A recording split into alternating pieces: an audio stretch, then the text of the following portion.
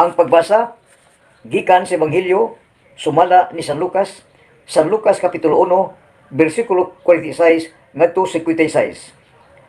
Unya mingon si Maria, nagdaig ang akong kasing-kasing sa Ginoo, og nagmalipayon ang akong kalag tungod sa Dios nga akong manluluwas.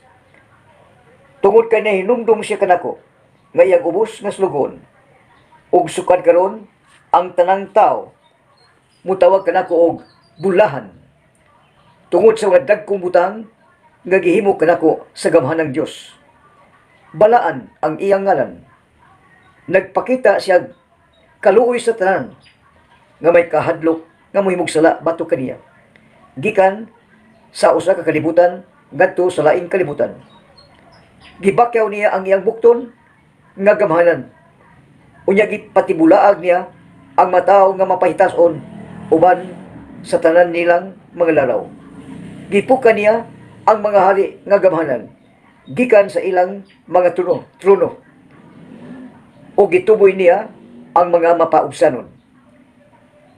Gibusog niya sa mga maayong butang ang mga gigutom o iyang gipapahawa nga walay dala ang mga dato.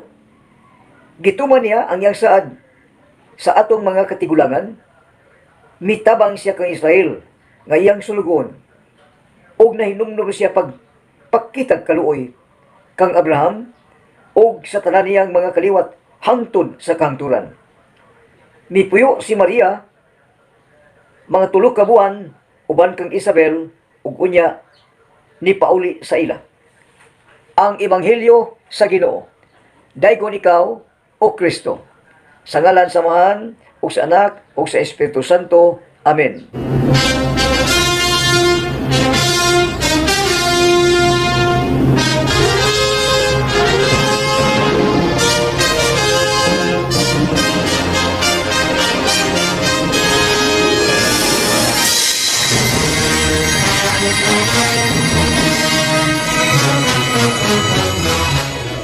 Mga onliner, mga on-viewer, mga nagtanaw, mga nagpaminaw sa tibuok nga kalibutan. Makita nga itong live nga broadcast karong adlaw, adlaw Huwebes, Disyembre 22 sa tibuok nga kalibutan. Ug mabati ang buhi nga pulong, ang pulong Dios, ang pulong uban sa Dios, ug nimong tao, ug nipuyo sa matag kinabuhi sa tao nga nagpuyo sa silong sa langit, nga mao ang kalibutan. Ipaambit nato karong adlaw ang buhi pulong ning ikapito ka adlaw sa Misa di Gallo or Misa di Aguinaldo. Ang Misa di Aguinaldo, kung Misa di Gallo karong adlaw, ang Ginoo nakisulti kanimo in the person of the Blessed Virgin Mother Mary.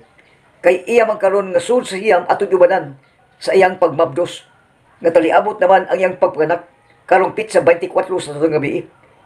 Iyang gibabdos ang batang nga mananubos, ang mutubos sa mga tao nga nagpuyo ng silong sa langit. Unsay iyang tubson nganong mahimugso man ang manunubos sa sabakan sa Walga Birhen.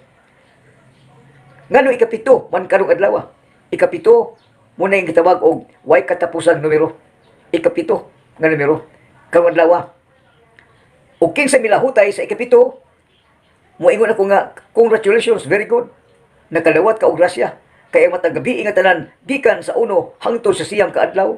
Magkadawat og grasya ang mga tao nga muunong, mutabang, mubulig ug makig-uban sa mga Birhen Maria hangtod pagkahimugso sa manunubos. Ang mutubos sa mga tao ning silong sa langit, mapuno man ang simbahan sa matag parokya ug sa tibuok kini kalibutan.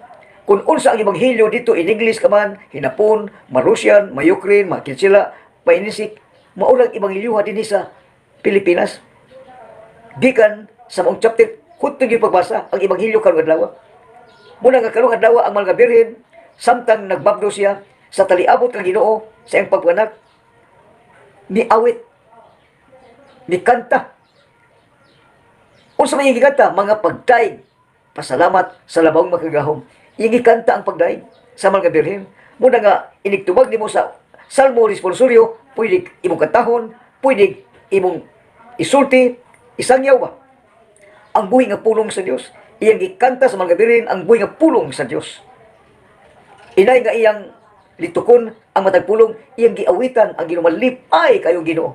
inig-awit nimo ni kanta nimo sa mga pag-ampo imong katahon munang malipay ang tanang mga gitawag og ang mga nanagpuyo sa simbahanan. Lakip na ang mga pari, mga sakristan, mga minister, mga choir, malipay unta. Nganuman, muna pulong sa Dios giawit. Munang unang pagbasa karon, ang unang pagbasa, first born child, di anak, so, naghangyo si Ana sa Ginoo dito sa simbahan. Paghangyo niya nga inigpanganak niya, iyang ihalad ngadto sa Ginoo o iyang pasilbiyon hangtod sa kanturan ang iyang anak. Miduol gid siya ngadto ni Eli, ang usa ka nagalagad sa simbahanan. Bilo na hinumdum pa ikaw ako si Ana, nagampo ako sa Ginoo nga makabaton ka ako galak ug ang akong anak akong ihalad diya kanimo pinagi sa Ginoo. Unya diha ni Eli ang tinugyanan sa simbahanan. Gihalad ang anak. Ngang batang lalaki gihalad ngadto sa Dios aron mag-alagad hangtod sa kanturan sa tibok nga kinabuhi. Pagkanindot nga inahan. Mialagad mihalad sa iyang anak. Iyang gipangayo sa Ginoo nga labaw sa apat iyang gihalad aron magsilbi sa Ginoo. Pagkanindot nga bation sa matag babae nga nahimong inahan. Ug unya ang bata mituboy sa nag-alagad kayon hangtod sa kanturan pinaagi sa usa ka pari ngadtong panahon nga si Eli. Unya si Ana man muna nga nag-awit, naglipay ang mga hilis sa langit. Nahimaya ang Dios sa paghalad, pag-offer ba? Mauta ni bation sa matag inahan. Ang matag, mapanganay ka man, kaduha, apan panganay man ni, gipangayo man, ihalad gatos Ginoo, munang daghan gyud unta ang magpari, mag-alagad sa Dios. Apan, unsay nitabo sa aban nga nag-alagad sa Dios karon? Mamili ba? Mupili, mamili og usara duha, panimalay. Dili tanan, mamili ba? Mo kini ang nitabo. Atong nakita kana sa tanang simbahanan nga mamili ang mga in fairness, obispo, kardinal, mapari, mamili og ilang iampo. Mamili ba? Ang tanan iampo gyud. Sultihan ang tanan. Muna ang Ginoo.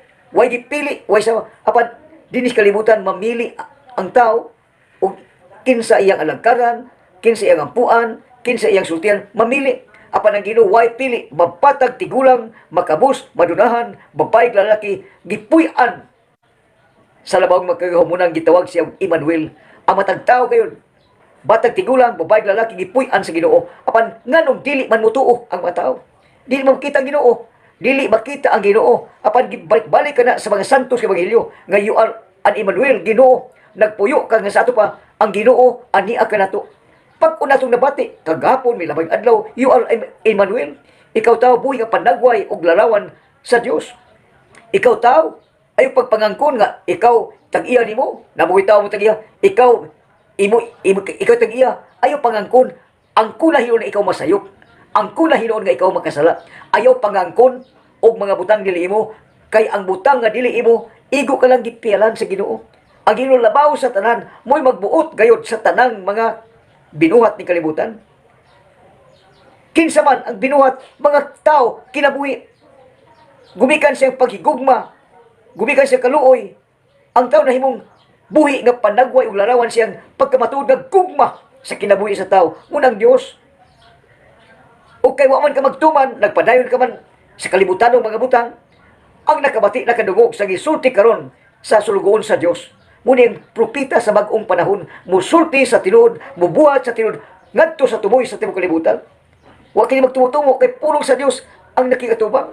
Nagpalayo ka lamang og nakikatubang ang mahal ka Birhen, ang way buling og sala, balaan, nakikatubang sa balaan o balaan, way buling o buling, mula may puyo sa iyang taguang ka ng buhay nga pulong, sud sa siyang kabuan, og ang pulong, naimugso og nagpakatao, mo ka itawag og Lord Jesus Christ, nagpakatao ang Ginoo, mitipon sa mga makasasala. O kay di naman makita ang Ginoo, nagpakatao, nagpakita ang Ginoo, mitipon sa mga makasasala. Apan unsay gibuhat, imbis ang mga tao mapuno sa Ginoo, mapuno sa mga tao, pipila naman ka mga tao magkuyo-kuyo. Apan ilang kuyugan, kayuhan naman sa ilang lawas. Wa mag-amting nga ang tinuod gayon aron ka makasud sa gingharian sa langit, ang di makita ang kalag sa tao. Adunay kalag ang tao. Ang tao nga makita, ilubong, madunot, apan ang tao gimunog kalag sa labaw magkaw. Hinungdan man gani, nga apektado ang kalag, kay usa naman ang lawas o kalag. O ug unsay imong gibuhat karon, tao nga naminaw tan-aw, musinggit ka sa pagkaig sa Ginoo, pasalamat kayo, buhi pa hangtod karon. Muning gibuhat sa mga birhen karong adlaw. Sa San Lucas kapitulo 1 bersikulo 46 kadto sa 56, ang Magnificat giawit ang mga pulong sa mga birhen. Muna ang mga birhen, kung ikaw naminaw, nagtan-aw, nagunay, nagunview, ang mga birhen sa ikapitong adlaw, iyang giawitan ng Ginoo. Sa sabakan pa, taliabot ang Ginoo, giawitan ng Ginoo. Magdaig, mo isulti sa mga birhen, magdaig, apan ganun di mo tuhan ang mga birhen sa uban. In fairness, ila sa mga katungod, you're free to choose. Imo na katungod, mibiya ka magtinuod, unya, mipili ka magkatungod, you are free, you're given the freedom of decision. Nga hangtod karon ang tao nagpuyo sa katungod, mibiya sa tinuod nga mao ang kamaturan, mao ang labong makagahom.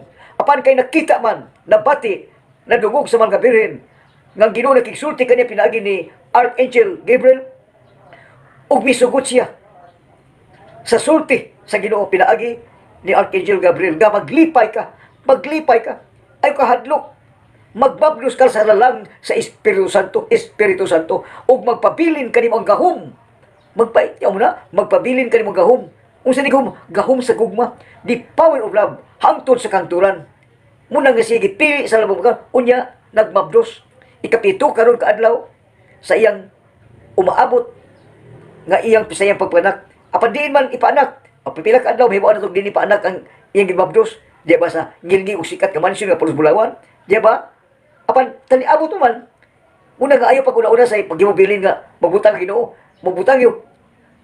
Berd yun. Mga birhen o senyor diya, uhot. O may bawat kamog, hain may mugso, din magmayugso, ang taong labaw sa tanan. Muna kay gihinumduman man ang mga birhen, sa Ginoo nagtanaw, muna nagdaig siya sa Ginoo. Nagdaig siya sa Ginoo, pinaagi sa pag-awit. Magnificat, ug iyang giday kay nahinumdum pang Ginoo sa iyang sulugoon, ubos nga sulugoon. Wa sa maingon nga taas ka, ubos mapausanon nga sulugoon. Babay nga ulay, babay nga birhen, nya mapausanon. Misugot siya sa pulong, ug ang pulong Dios ningon siya, matuman dinhi kanako, sumala sa imong pulong. Ug sukadi ato nagmablos hangtod karon ikapitol adlaw, aron ang mga tawo na minaw nagtanaw mahimugso pag-usab sa kasing-kasing nga motubos ang manunubos sa ilang mga sala nga nagpadayon karon ang mga tawo paghimog dautan. Ang mga tawo in fairness nagpabilin pagsupak, musupak ka gani, mubiya ka sa tinuod.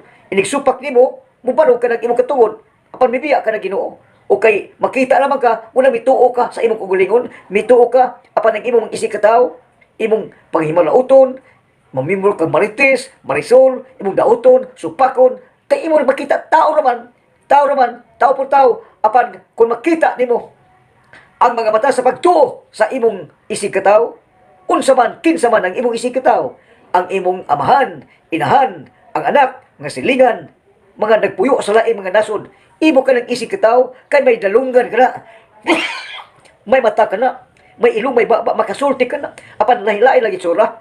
Dong, buhata usab ang pagpubos, kay ang pagpubos, kanunay ka mahinumduman sa labaw, makagahom, kung ikaw magbahingpit, magbanaan sa imong kinabuhi. Amen. Amen. Himaya samahan ug sa anak ug sa Espiritu Santo maingon sa sinugdan karon ug sa gihapon hangtod sa kahangturan. Amen. Sa ngalan samahan ug sa anak ug sa Espiritu Santo. Amen. Daghang salamat sa inyong pagpaminaw ug daghang salamat sa inyong pagtanaw sa buhi nga pulong, ang pulong Dios, ang pulong uban sa Dios, ang pulong nahimong tao ug mipuyo sa matag kinabuhi sa matag tao dinhi sa kalibutan. Babay ka magdalaki, bata ug tigulang, ikaw Pinoy-anan sa labaw sa nga tanan, mao ang Ginoo. Amen. Sa ngalan samahan ug sa anak ug sa Espiritu Santo. Amen.